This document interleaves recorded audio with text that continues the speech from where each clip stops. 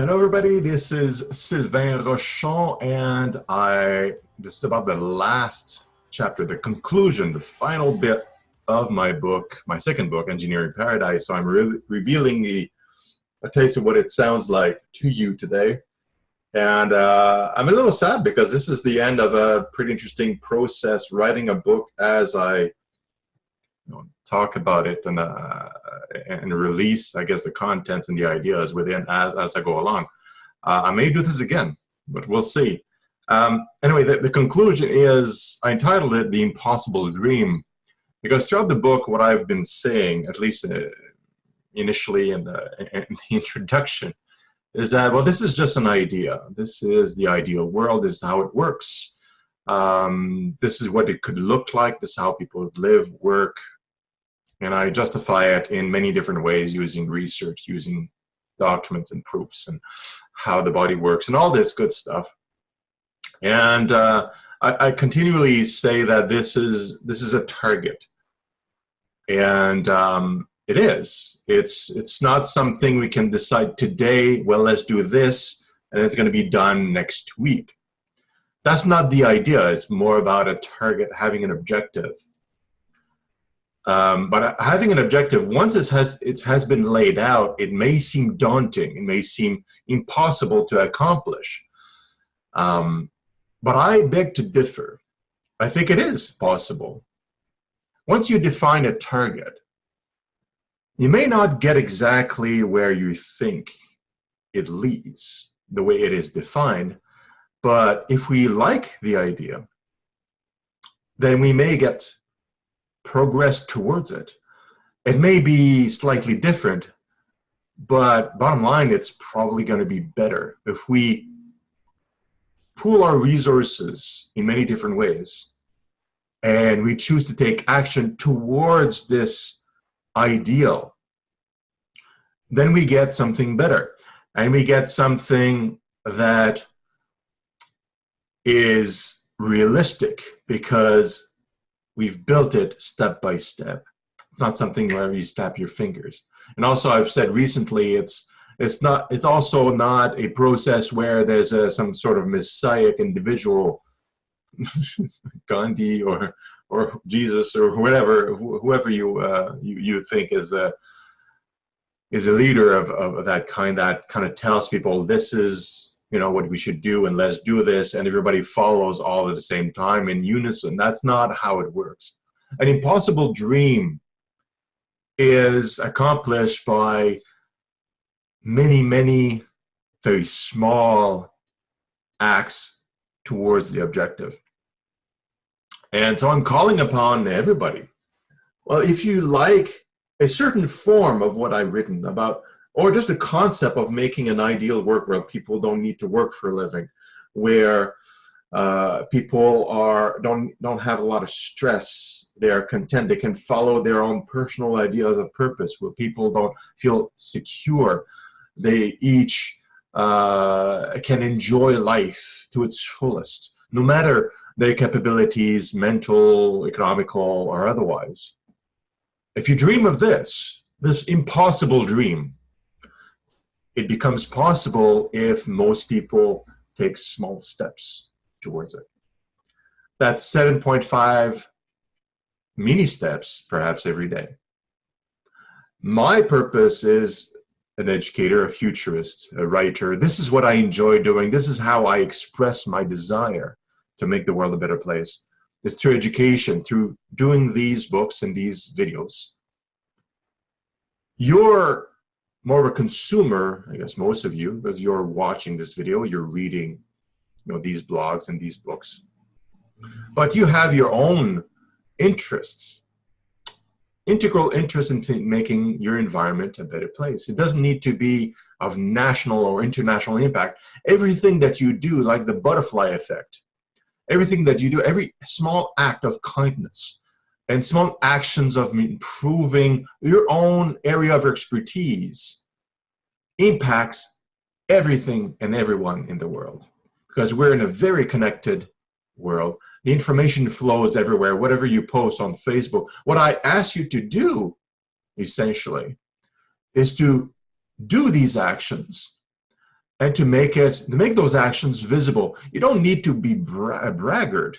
Not what I'm saying. I'm just saying people around you need to see that you are doing something important to improve your community, to improve your family, to improve yourself. Make it visible. Social media, the internet, because of these concepts, these constructs, we can make these small actions visible. And many of you are, even without really thinking that that's important. These are all examples to imitate by others. And you don't need to be, a great leader to do these things. You just have, if you're a nurse, well, be a better nurse. If you're not any career, or you just want to focus on self, or be a better self, that's sufficient. But make those actions visible so other people can identify with them. They can see that you're doing something interesting beyond self-interest. And they may believe that, well, if I do this, I'm going to feel good and it's going to help others. I've described in this book a very important fundamental concept that is embedded in our biochemistry, in our emotions, how we're built with our emotions. We know from research that we gain more pleasure from giving to others than giving to ourselves. This is just a biological fact. It's unless there's a small percentage of people that never fall into the norm, those are exceptions. We're talking about maybe a fraction of 1%. Everybody else fits in this kind of mold where we enjoy giving to community. We just need to have a reason to do it. We need to feel that it's going to be appreciated. So social media and communication is important to show that if I do something to a community, I'm going to be happy about it and people will appreciate it. And others are doing it, so it's not so weird and so odd if I try to do something good. That's why being visible about it is really important. Because people can feel shame and think, well, that's going to be weird. People are going to talk about this. People are going to react in a certain way, and I'm going to feel a little bit bad if I do something good. People think this way. But really, from my own experiences, many people's experiences, if you are genuine and you do something that's genuinely good inside your community, with your family, people will applaud it. And they'll want to imitate you. And that's how you make the world a better place. And that's how you can derive towards an ideal world. As a futurist myself, I can paint something realistic, supported by research, by behavioral studies, for example, and I can provide a target that is reasonable and that is that should work. This is the topic of this book. But I'm depending on everybody else to perhaps take this target and decide, okay, well, what kind of action can I take in my work and in my life to go towards that? Young people are automatically, almost genetically, it seems, driven to action. And they have a lot of energy and lots of passion. But they are lacking experience, how the world works and how one thing impacts another. But they are quite willing to act, and they are very much on social media and very visible. That's great. The people that have more experience in the world, they tend to be more traditionalist, more conservative, because they come from the past. Our education is from the past, and we've lived through things that move a little bit slower than now.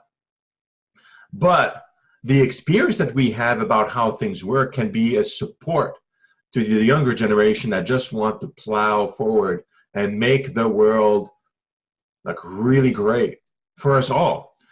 And as experienced individuals, we have to set aside a little bit of our confusion and our instinct to keep things the same because it's worked. We have to be bold. And we have to give our experiences to the younger generation and say, hey, You understand the future and even the present better than I. But here's my experience that can help drive you so that you can help me live a better life, even though I don't fully understand necessarily where we're headed and where the world is going to be. None of us do. But we all do strive to make the world in our environment better. That is a universal truth, no matter where you are in the world. We all want to have low stress. We all want to have food, the roof over our heads, the basics I've been talking about throughout our book. That's the fundamental element we need to resolve. And we can. We can do it today. We just have to start with simple stuff, then move forward. Once we have the employment or the basic needs resolved, as I described, using technology, using social systems, using excellent systems of government that are minimized yet intelligently structured. Once we set everything up and everybody has their basic needs met, well, it's way easier, as people are inherently social and they will be much more driven to give to others because they don't have to be, they're not worried about themselves anymore. And that's how we can create a beautiful society that is, we'll just move into a golden age of humanity. And that is the impossible dream. But don't think about the impossible dream as impossible. Just think of it as an objective. And just focus on putting something on your calendar every day that moves society, your work, and yourself forward towards the dream. And again, 7.5 billion people that do exactly that every day means the dream soon becomes not so impossible. It just takes a little bit of time and persistence. So I hope you are going to join me and use your own capacity and your own expertise in getting there. Ciao for now.